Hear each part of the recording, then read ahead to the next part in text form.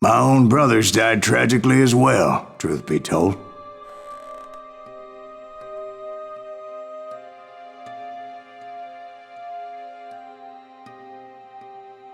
It was 1868, and me and my older brothers were pulling a tidy profit running cattle into Juarez, Mexico. One night after my brothers retired for the evening, I found a little poker game in a cantina with a couple of cowboys. And I just couldn't lose. I even won an old Spanish coin that had to be 100 years old. Well, I was mighty pleased with myself the next morning as my brothers and I rode for Texas. But before we crossed the border, those cowboys caught up with us. It was Johnny Ringo, Roscoe Bob Bryant, and another asshole named Jim. They wanted their money back and everything else we had, including our lives, as those boys didn't want us coming for them later. Bob put that old Spanish coin in my mouth and said, "I won't have it said that I left you with nothing, boy." Well, those horses bolted, and there we hung as those bastards rode away. The branch finally snapped under the weight of the three of us, but being my older brothers were bigger and heavier, they were already dead. And right then I swore to myself that I would avenge them. Ringo you know about, but Bob eluded me until I heard he was riding with the Wild Bunch.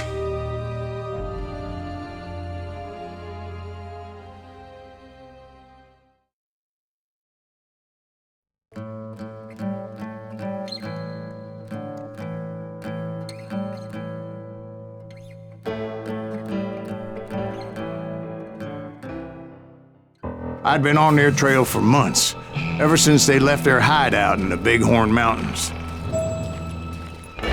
Led by Butch Cassidy, they were a loose association of outlaws who robbed banks and trains from Colorado to Montana. Among them was the Sundance Kid, and that murderous hombre I was tracking, Roscoe Bob Bryant. Were you a part of that giant Pinkerton posse after the Wild Bunch? No, boy. A circus like that would have slowed me down. Besides, I wanted Bryant all to myself. I'd heard about a large shipment of gold being transported to Wilcox, Wyoming on the Overland Flyer. I figured the Wild Bunch would likely hit such a treasure, and by God, I figured right. They blew the bridge with the intention of forcing the train to stop. Well, I assumed the Wild Bunch was likely in the still intact part of the train high above, so I had no choice but to make my way up through the passenger cars dangling down. I was determined to make that sumbitch Bob pay for what he did to my brothers.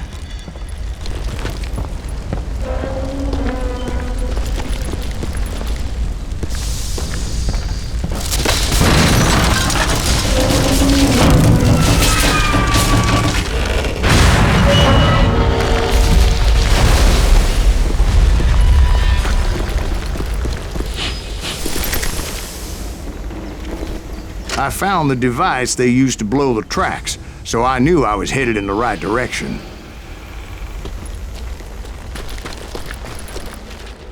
My ears are still ringing from blowing up that bridge.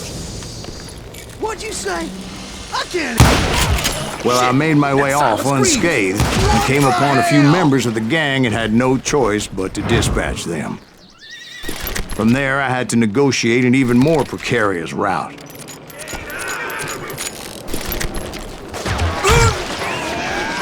First, I would need to get my ass out of there.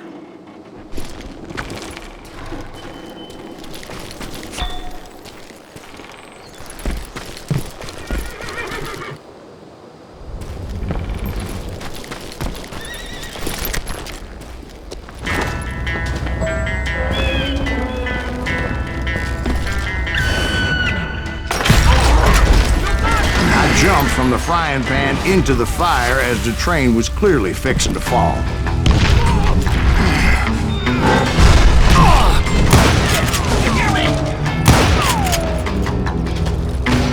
I found the gang, but in order to find old Bob, I needed to fight my way forward past a whole passel of desperados.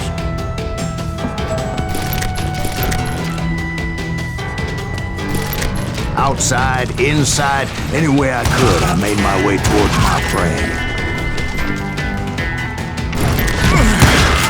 Well, what about the passengers? It was mostly a freight train, as I recall. There were no passengers aboard that day.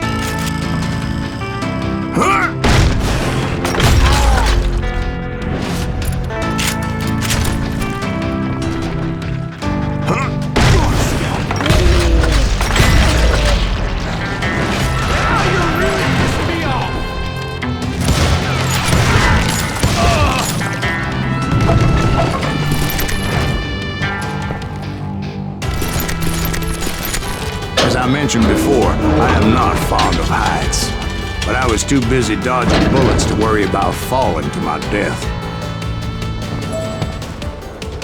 Odds were I was likely to die that day anyway, so I was determined to take down as many of those bastards as I could.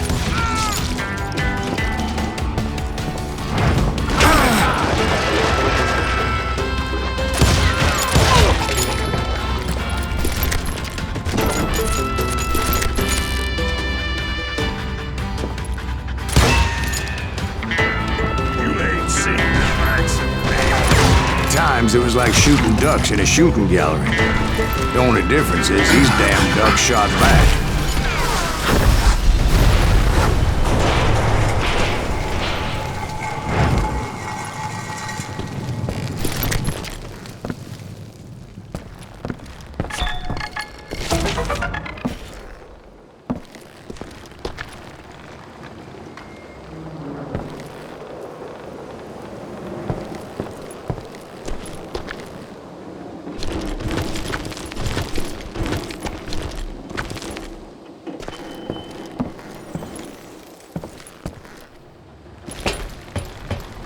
I kept hoping the law would show up and give me a You hand. mean like that giant Pinkerton posse that I read about?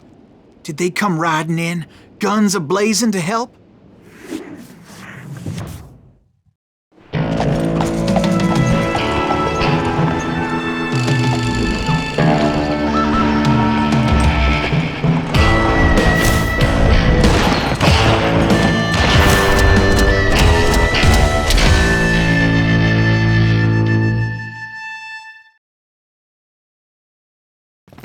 Help? From the Pinkertons? No, son. I had to fight the wild bunch all by my lonesome, as usual. Who the hell is that?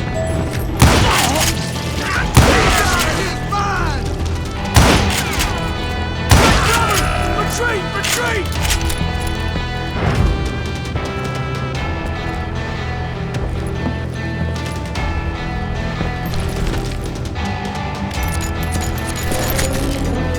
He's killing everybody! Ready to meet your fate. They'll kill us all!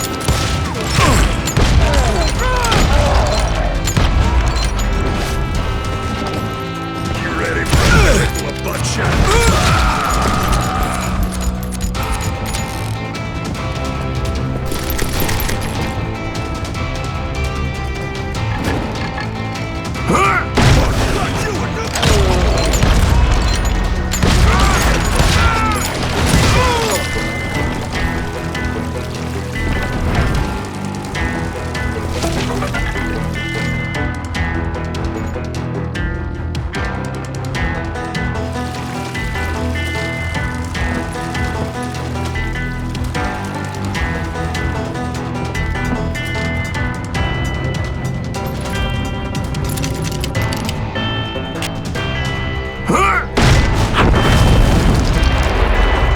My guess is those dime novels didn't portray this as it happened, did they?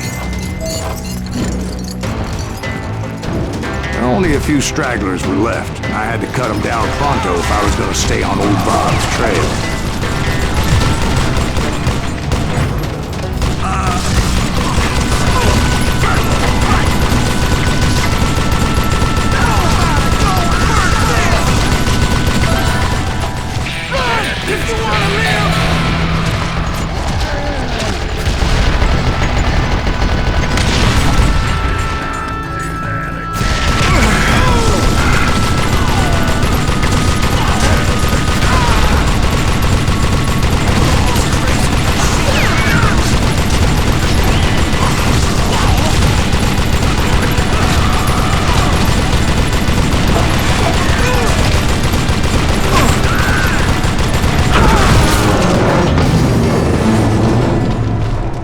Once I silenced all those guns, I went searching for my nemesis, determined to finally have my justice. But the only survivor who welcomed me was George Flat-Nose Curry. Who was he?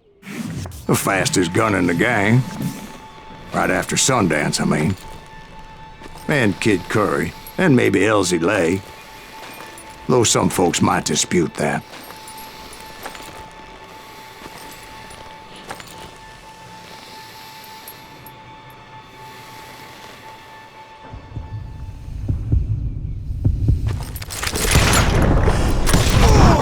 On that very same day, Butch Cassidy and the Sundance Kid decided to leave the Wild Bunch behind and decamped for South America.